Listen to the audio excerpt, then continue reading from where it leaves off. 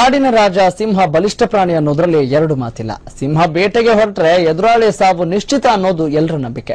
ಆದ್ರೆ ಸಿಂಹಕ್ಕೂ ಸೋಲುಂಟು ಅನ್ನೋದಿಲ್ಲಿ ನಿರೂಪಿತವಾಗಿದೆ. ಸಿಂಹಗಳ ಹಿಂಡೊಂದನ್ನ ಪುಟ್ಟ ಚಿಪ್ಪು ಹಂದಿಯೊಂದು ಮಣಿಸಿದೆ. ಅಂದಾಗೆ ಗುಜರಾತ್ನ ಗಿರ್ ಅಭಯಾರಣ್ಯದಲ್ಲಿರುವ ಸಿಂಹಗಳ ಹಿಂಡೊಂದಕ್ಕೆ ಹಸಿವಾಗಿತ್ತು ಅಂತ ಕಾಣಿಸುತ್ತೆ. ಈ ವೇಳೆ ಅಲ್ಲೇ ಓಡಾಡ್ತಾ ಇದ್ದಂತಹ ಪೆಂಗೋಲಿನ್ ಸಿಂಹಗಳಿಗೆ ಕಾಣಿಸಿದೆ. ಸರಿ ಅಂತ ಅದನ್ನ ಹಿಡಿಯೋಕೆ ಮುಂದಾಗಿವೆ.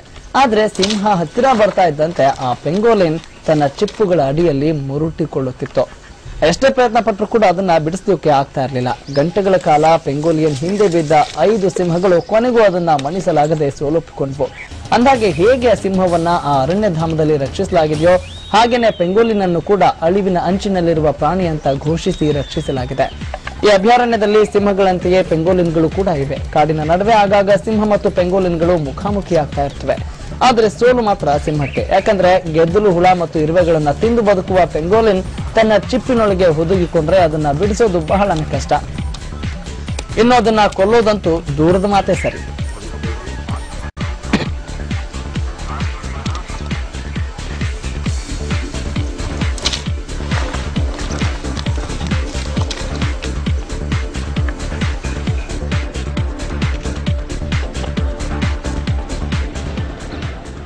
ಬನ್ನಿ ಬಗ್ಗೆ ಮತ್ತಷ್ಟು ಮಾಹಿತಿ ನಮ್ಮ ಪ್ರತಿನಿಧಿ ಜಯಣ್ಣ ನೀಡ್ತಾರೆ. ಜಯಣ್ಣ, ಈ ಚಿಪ್ಪು ಹಂದಿ ವಿಶೇಷತೆ ಏನು? ಹೇಗೆ ಅನ್ಯ ಪ್ರಾಣಿಗಳಿಂದ ಇದು ರಕ್ಷಿಸಿಕೊಳ್ಳುತ್ತೆ?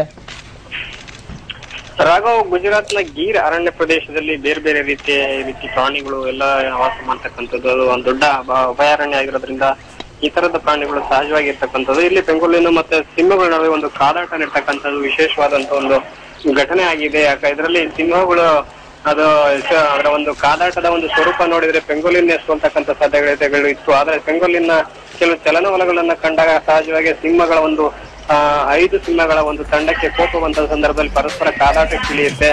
ನಂತರ ಈ ಪೆಂಗೋಲಿನ್ ಸಿಂಹಗಳನ್ನೇ ಸೋಲ್ಸೋದ್ರ ಮೂಲಕ ಅಲ್ಲಿಂದ ಅಟ್ಟಿಸ್ತಕ್ಕಂಥ ಒಂದು ಘಟನೆಯನ್ನು ಕೂಡ ನಡೆದಿದೆ. ಅಷ್ಟೆಲ್ಲ ಇಂಥ ಸಂದರ್ಭಗಳು ಹಿಂದೆನೂ ಕೂಡ ನಡೆದಂತ ಸಂದರ್ಭದಲ್ಲಿ ಸಿಂಹಗಳ ಇಲ್ಲಿ ಸೋಲನ್ನು ಅಪ್ಪಿರ್ತಕ್ಕಂಥದ್ದು ಇಲ್ಲಿ ವಿಶೇಷ. ಸಿಂಹದ ಒಂದು ವಿಶೇಷತೆ ಏನಂದ್ರೆ ಅದರ ಒಂದು ಗರ್ಜನೆ, ಅದರ ಒಂದು ಇದರಿಂದಲೇ ಈ ಪೆಂಗೋಲಿಗಳನ್ನ ಎದುರಿಸಬಹುದಿತ್ತು. ಆದ್ರೆ ಇಲ್ಲಿ ಪೆಂಗೋಲಿನ್ಗಳ ಸಿಂಹಗಳನ್ನ ಎದುರಿಸ್ತಕ್ಕಂಥದ್ದು ಕೂಡ ಇಲ್ಲಿ ವಿಶೇಷ ಕಂಡು ಬರುತ್ತೆ. ರಾಘವ್, ಓಕೆ, ಧನ್ಯವಾದ ಜಯಣ್ಣ.